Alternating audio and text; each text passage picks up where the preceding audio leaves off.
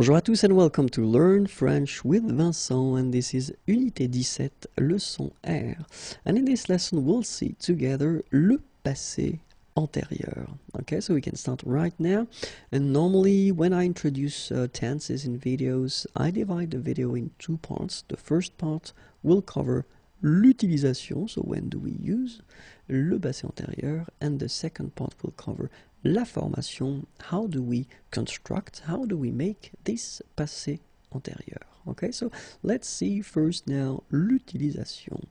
And well, the important thing when we talk about le passé antérieur is that we will use that pour exprimer des faits qui se sont passés avant d'autres faits passés.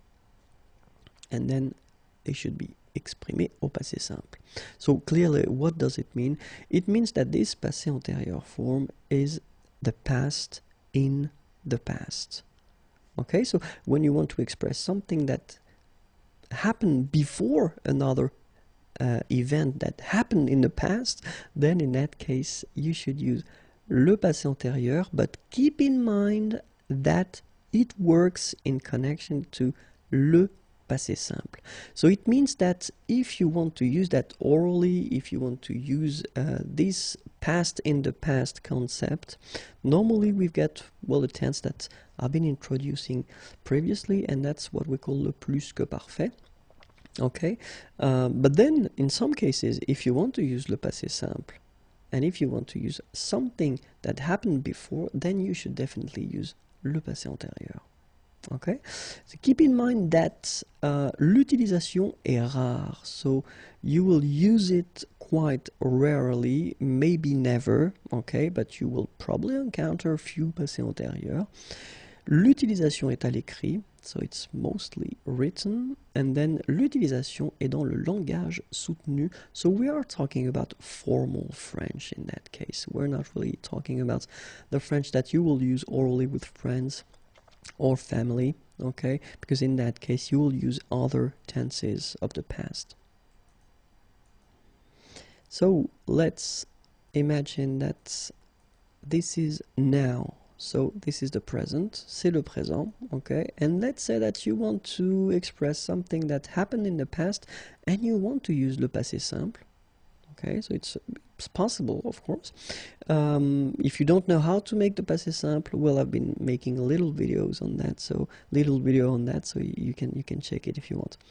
Okay, so first idea, you want to express something in the past at le passé simple. So keep in mind that the rule is quite strict, because if you want to express something that previously happened, in that case you get to use le passé antérieur. Okay, so first le présent, then first thing in the past you want to use le passé simple. Keep in mind that this is le passé antérieur.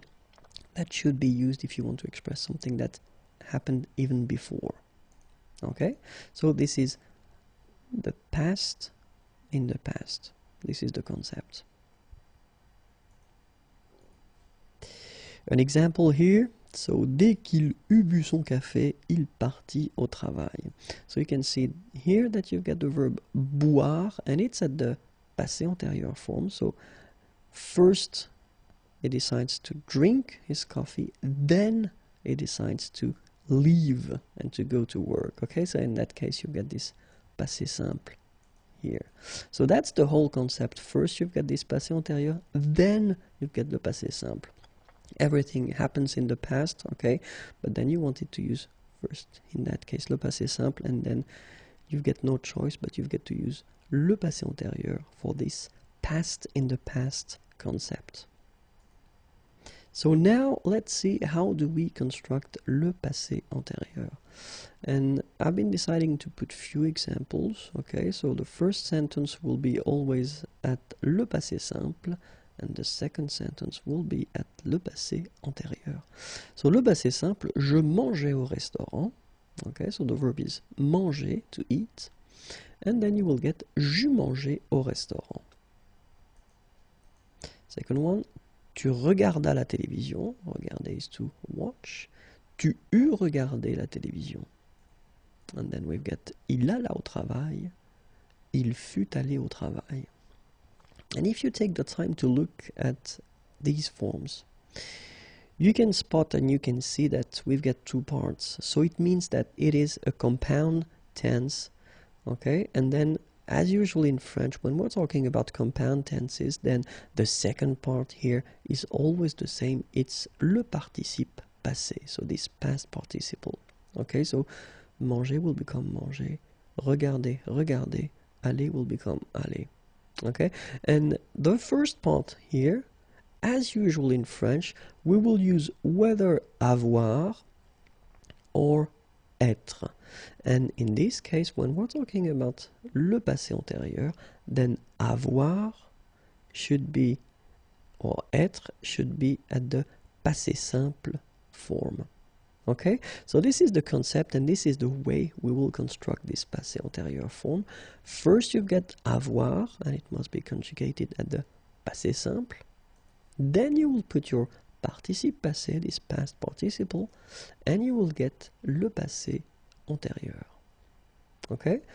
In some cases, remember, we will use être. Same thing here, you get to conjugate être at the passé simple form. Then you will get, then you will put le participe passé, and it will give you le passé antérieur.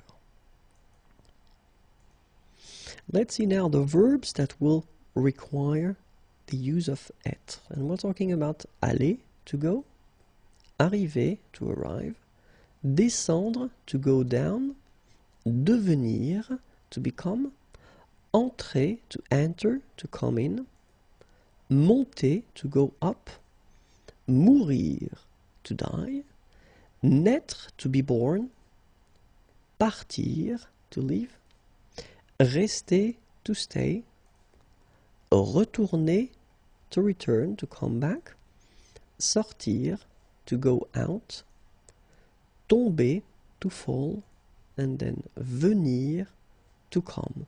So all these verbs will be conjugated at le passé antérieur, or then more generally at all the compound tenses in French with être.